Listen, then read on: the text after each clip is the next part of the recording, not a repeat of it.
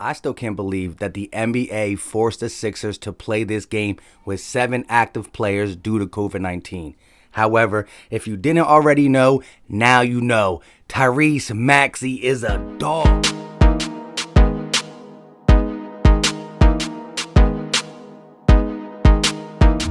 What is going on, everybody? I go by Philly Mike, and this is the Philly Talk Podcast.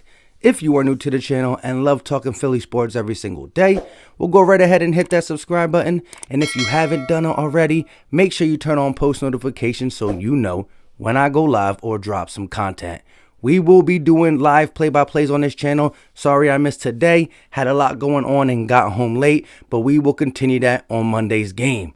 With all that being said, smash the like button if you believe Tyrese Maxey is a dog. And let's jump into today's topic, which we all know. The Sixers lose to the Nuggets 115-103, but that is not the story we're going to talk about on this podcast. Let's talk about the fact that the NBA actually made us go out and play a game with 7 active people. Come on. Really, bro? I mean, we had Danny Green, Tyrese Maxey, Dwight Howard, Dakota Mathias, and Isaiah Joe as the starters for this game, with only Paul Reed and Tony Bradley off the bench. And Maxey had to play 44 minutes, Mathias had to play 41 minutes, and Isaiah Joe played 45 minutes.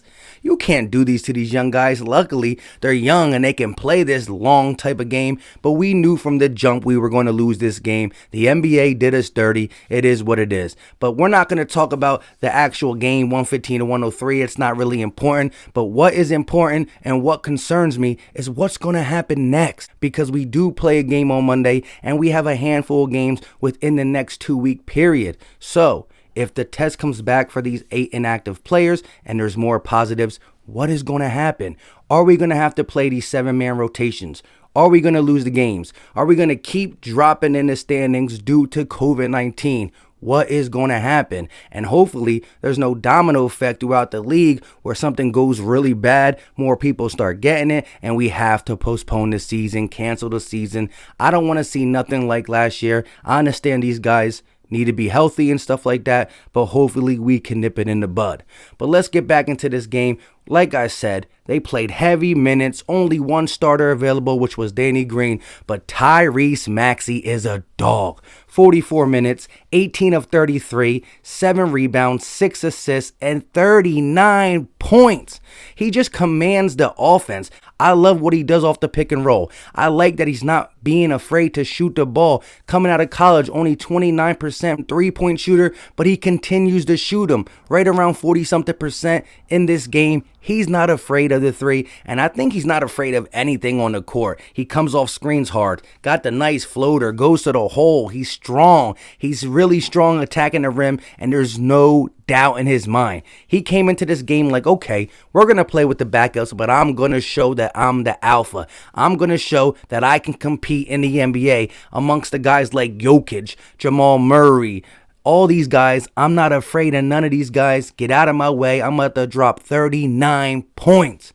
Shout out to Tyrese Maxey. I mean, he was the only bright spot in this game. Again, I didn't do the live play-by-play, but I got home around the second quarter. I'm watching the game like, man, he's a dog. He has attitude. He has charisma. He plays with energy, and he just controls the pace. You want to speed it up? Let's go. You want to slow it down? Let's go. He got great vision. He just does so many things great, and every game you see his minutes rising, and he deserves it. What a steal being able to get him at 21 overall. I mean, he fell, and I know NBA teams are just watching, and they are regretting it. And that just goes to show Doc Rivers, Daryl Morey saw this. They saw this, and when he fell to 21, they said, let me get my guy. Let me get Tyrese Maxey, and he's just fitting in really good. Now, his minutes are going to have to go up. He's just a baller. We need this guy on the court, but I'm not ready to put him in the starting lineup yet. Not saying he's not better than the likes of Danny Green, but it's also about fit. And when you have Shake Milton, Tyrese Maxey, Dwight Howard, and pick a shooter, Mike Scott or Furkan Korkmaz on the second unit together, that's going to be a hard second unit to stop. We're going to have times where the starters struggle and a second unit bails us out, or the starters get a lead and a second unit comes in and extends it, so we can give guys like Joel Embiid more time off so he can play more back-to-backs and things of that sort. Now, I'm not saying Tyrese Maxey shouldn't automatically ever be in the starting lineup. He might work that way. It might be better. But right now, I think you got to give him more minutes off the bench, and sometimes you're going to mix and match him in the starting line in the second half. So guys like Shake, guys like Maxey who come off the bench could possibly at times play more minutes than a guy like Danny Green. Maybe Ben Simmons is struggling, which I know it's been a lot of controversy around Ben Simmons, and I think we're going to have to talk about Ben Simmons simply because it's going to have to come. We have to make our decision on Ben Simmons for people who are out and people who are in by the trade deadline. And Daryl Morey made it clear that he wants to build with them, but Daryl Morey's not stupid. If he sees something's wrong, he will pull the trigger. But back to Tyrese Maxey, because this should be just called the Tyrese Maxey Show. Like I said, he does a lot of good things. I can't wait to see his minutes go up. I can't wait to see him mix in with the starters and the second unit. He's just going to come into himself. Tyrese Maxey is that guy.